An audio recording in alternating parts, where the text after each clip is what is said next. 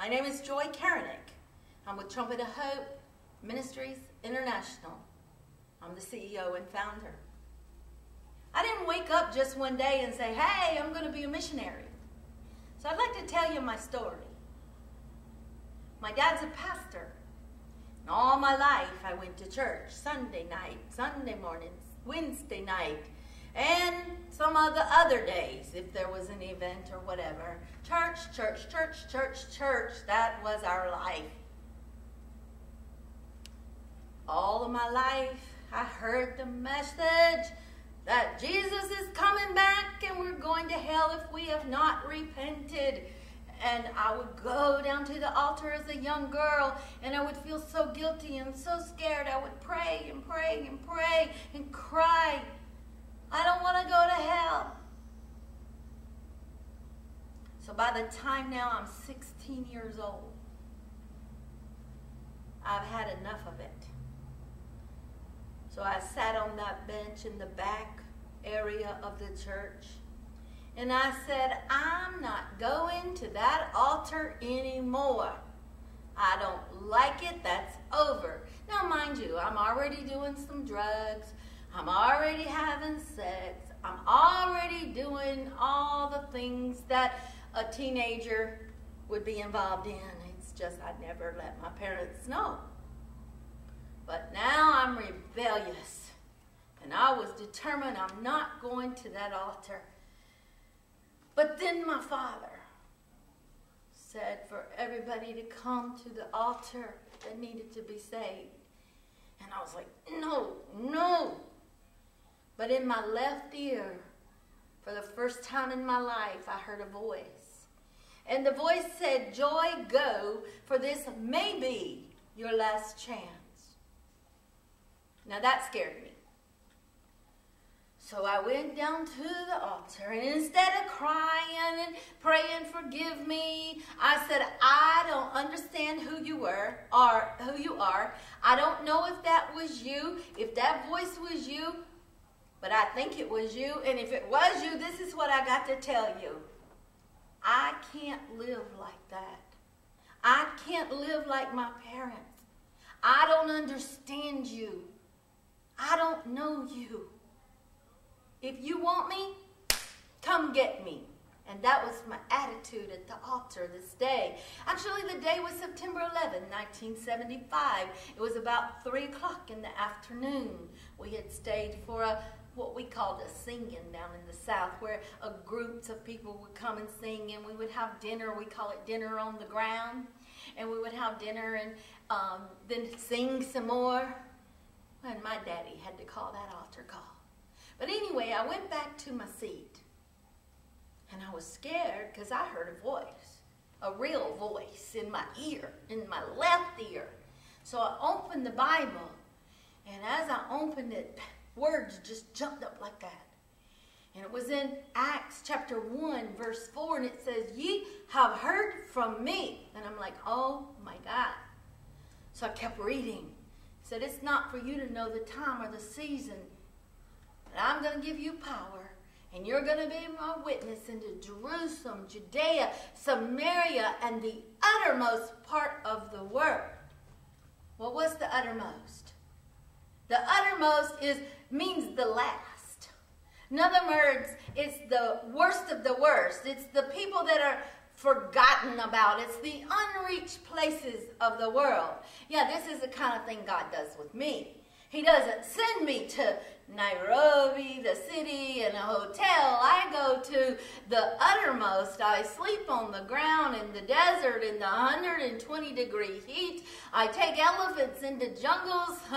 This is the kind of ministry God has given me. So anyway, I read this scripture, and it says, going to the uttermost. Well, actually, that gave me an excitement. That touched something inside of me that was adventurous. That touched something inside of me that gave me a, wow, can you see me going out into to those kind of places? But I was 16. So then, Monday morning comes, I did my same thing. I did the drugs. I did everything that I was doing before, even though I had this little talk with Jesus the day before. So as I go through my life, 18 years old, I got married. I married a man that I really didn't know because I was in love. And I was blind to who this man was. I married him and I was with him for 14 years before I realized it came known to me that he had 4 other wives. So I got an annulment by the state, and then I met another man. And he was deputy commissioner for the governor of New York, and he was a very successful man, and he was awesome. He was everything I wanted in a man and a husband. I never married him, but we were together for 12 years. Until that one day, he said, I don't love you anymore. Now, it was that same week, actually the day before, that I had lost my job. I had been in the military, retired as a Navy commander, got out of the military, and took a job in New York. I was appointed by the governor. That week, my job said goodbye, my relationship ended, and all of my money was gone. My job, my boyfriend, and my money. I was devastated. I was 43 years old. This is in November 2002. Totally devastated. Everything in my life flat. All I could do was cry. I was the kind of person that said, I don't cry. I'm a Navy commander. I have 4 brothers, and they used to try to make me cry. One brother would put his finger up on this bone, and I would be so rebellious that I would not cry no matter how bad it hurt. He wanted me to cry, and I said, no. That's the kind of person I am. And so whenever this happened, I cried every day for at least a month. I couldn't stop crying. And finally, I knew I was reaching so deep of a depression as I was in my New York apartment that I said, I have to go for a walk. If I don't get outside, I'm going to lose my mind. So I went for a walk, and I said, where are you, God? Where's the romance that used to be in this city? Where are you, God? Where is everything that happened to me before? It was yesterday, and I had finances, and I had a fun life, and I had all this, but in an instant, it was all gone. And then I heard that voice again, and it says, it's me. I'm back. I said, oh, no, I can't do that thing. So I got on the subway, and I went to Queens. And in Queens, there was this Indian astrologer. And I walked up the stairs into this little office, just a small desk. And he began to tell me about my future. Then all of a sudden, he looked at me in the eye. And he says, I think you need to go to church. I think you need to go to church. I said, wait a minute, this is a Hindu astrologer, and he's telling me to go to church. I say, God, do you follow me everywhere? So I went back, and I went to this little church in Harlem, New York, just off of Broadway. Gospel missionary. And I gave my life to Jesus. Well, I'm still not a missionary at that time. I had to go through some training, some supernatural training. All of a sudden, God began to reveal the scripture to me. Things I didn't understand before. It became life. I was like, oh man, I just read this story over here, and just the Bible became alive. And I'm like, why didn't I know this before? And God says, because you were blind. But now Your eyes have been opened. So I read those scriptures, and then Jesus began to talk to me. And then I began to have dreams. And in my nighttime, he would wake me up and tell me, read Ezra chapter 5 was one night. And I'm like, Ezra? Is that in the Bible? I didn't know. So I had some training. God took me through.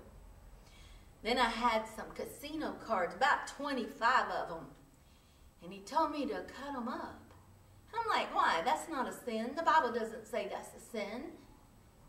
And as clear as a bell, he told me, because I said so. Because I'm teaching you to trust me and not a machine. Because I'm teaching you how to obey what I say. And I took the cards and I just began to cut them up so that I wouldn't use them again. And I'm like, I really like that casino. Then I had a house in Florida and it hadn't sold. But all of a sudden it sells and I get the money.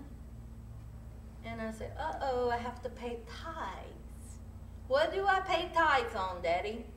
The amount that I get, free and clear, or what I sold it for? And Daddy tried to be soft with me, and he said, well, you know, you haven't paid tithes for many years, but if you just at least pay on what you know, he was trying to be soft with me. So I did just that. I paid only what I had to pay on the amount that I had received free and clear, not on the sale of the house. But before Sunday came, God says, give everything. And I said, what? I've already talked to one pastor and my daddy, and now you're telling me I got to give everything? And I said, that's all I have. That's everything I have. And, you know, Lord, I was going to pay bills, and you do want us to pay bills. You don't want us to be in debt. And he said, give everything. Well, it just so happened that he took me through the whole night, and that money I sent to my father's church. And the next day I got a phone call saying that money arrived 1 hour before their insurance would have been canceled. I had no idea, but this is how God works. So anyway, I'm still not yet a missionary, but I sold my house. Now, I put all the stuff in storage. I had antiques. I had stuff from over the world because I'd been in the military. So I had all kind of wonderful things. I had a special doll collection that Mama and Daddy had always given me a doll, birthdays, Christmas, because I'd gone to a Christmas party at church and they didn't have enough dolls. And we got there late. And I cried. My daddy said, you'll never be without another doll. So I had all kind of dolls, porcelain, antique dolls. I had dolls. I didn't care anything about dolls, but I cared about their signatures on the boxes and the year they gave it to me, and the little note Mama would write, we love you. And Daddy would say, you're my daughter, or something very special. Now, I put all that in storage, and God tells me, give away everything you own, except for one car and what you can put in that car. And I'm like, you gotta be kidding me. Why? Is that part of my Christian walk? And God said, I'm teaching you to trust me, because the places I'm going to send you, you got to know how to trust me when everything is steering you, everything is evil that's steering you in the eye. I'd forgotten about those uttermost parts of the world that I would be going. So I didn't know I was being trained. I just knew that God told me to do it, and I needed to do it. So I had $66 left. And I told this lady, I had just met her about a month ago, and she tells me, she's Korean, and there's a prayer mountain, and we have to go to the prayer mountain, because in the prayer mountain, God answered prayer. And so when I went to that prayer mountain that night, actually it was the night of July 3rd, leading into July 4th, 2003. And when I went there that night, I said, God, I got $66 left. I don't know what to do. And if you are God, then you are going to fix this problem tonight. You're going to show me what to do. It was almost instantly that God said, move to California. I laughed, kind of like Sarah did in the Bible. I said, go to California. My brother lives there. My parents live there. I said, go to California. I said, do you realize, Lord, I have $66? So Miss Kim and I were in the room together. She had just gone to sleep. And I said, Miss Kim, God just told me to go to California. She said, you no money, me no car. You drive, me pay. In 1 week time, I gave all my furniture in my New York apartment. I gave all my storage in Florida. I gave my other car away. And I headed out with Miss Kim, me, and Chappie, my cat. And it was a little convertible, so I only had room for clothes. And we drove down to Florida from New York and across the country to California. And I get here, and the next day, Miss Kim tells me, go to acupuncture. You have, she told me, take me to acupuncture. I have headache. I said, okay. I didn't know anything about acupuncture, but I found one. Then when we got there, she said, give her acupuncture. She tired. She drive long time. I said, no, Miss Kim, this is for you. As I'm getting the acupuncture, Miss Kim leaves my room. I don't know where she is. As I come out, she comes out from another room. She pays the doctor. And I noticed that she's so hot. As she put the money in his hand, she fell into my arms. She went into coma because she had cancer, brain tumors.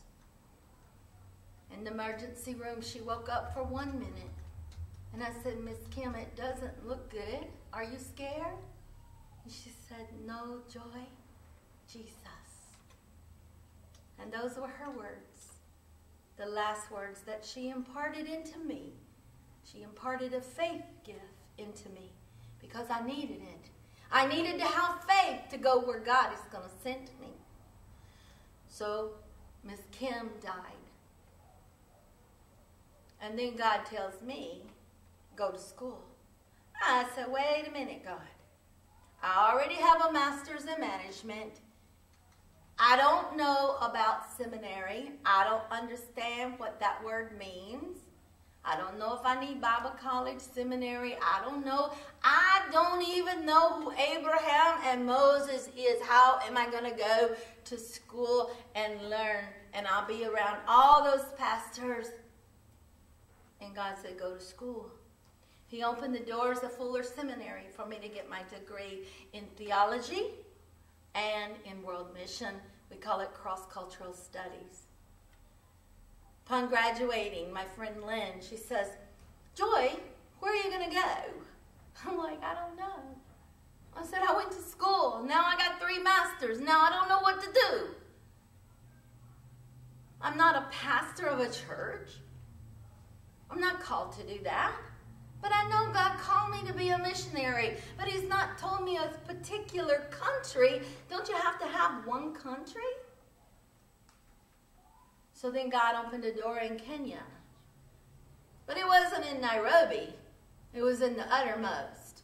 You know, the primitive Turkana tribe. He also opened the doors of Philippines. He also opened the doors of Thailand. Also Sudan, Uganda. I've been in 30 countries.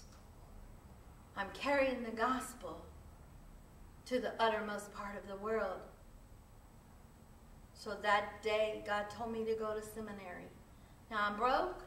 I said, how am I going to go to school? He said, I'll make a way. He showed me the scripture. I will make a way. Yeah, I still owe about $90,000 on it, but he made a way. And I know he's going to pay the bill. But he said, go, I will provide. I will make a way. So out of obedience, I went. It came one day in school, though, that I didn't have the $200 registration fee, $2 or $250. And so I said, well, God, you told me to go to school. I don't have the money for registration. My job is to write the check. I guess your job is to pay the bill. So I went up there with my blank check, and I wrote it, knowing that I didn't have a penny in the bank. And that was Friday. But by Monday, I had the money. I don't even remember how it happened, but it was instantly that God provided. When you step out on that faith, God will provide. So then at the end of my schooling, God opened that door to Kenya, and I work alongside of Bishop Kaling in International Pentecostal Holiness Church of Kenya. My ministry is Trumpet of Hope Ministries International. Of course, we go to other countries, but that's where we base, and we build schools, we dig wells, we sponsor children, we feed the people, we work in the middle of the desert. Yeah, the uttermost. It's a very primitive area with very little water and no place to sleep. I sleep outside on the ground. It's also a place hardly any food. They're in constant famine and drought. Also went to Thailand, and in Thailand I took an elephant over and down the mountains, up and down mountains, 6 hours on an elephant. And I can tell you that story later, but you can see it on the internet. You can see me getting up on that elephant. It's kind of hilarious, actually. But then I remembered God said, when it's your time and your season, I will send you. I will send you forth into Jerusalem, Judaea, Samaria, and the uttermost. Jerusalem representing your home, Judea representing the larger picture, Samaria even the larger, and uttermost, those that are unreached. That's my testimony of how God gave me a dream, put a seed inside of me to be a missionary, how he saved my life, and now he sends me into that uttermost to preach the good news of his awesome name. God bless you.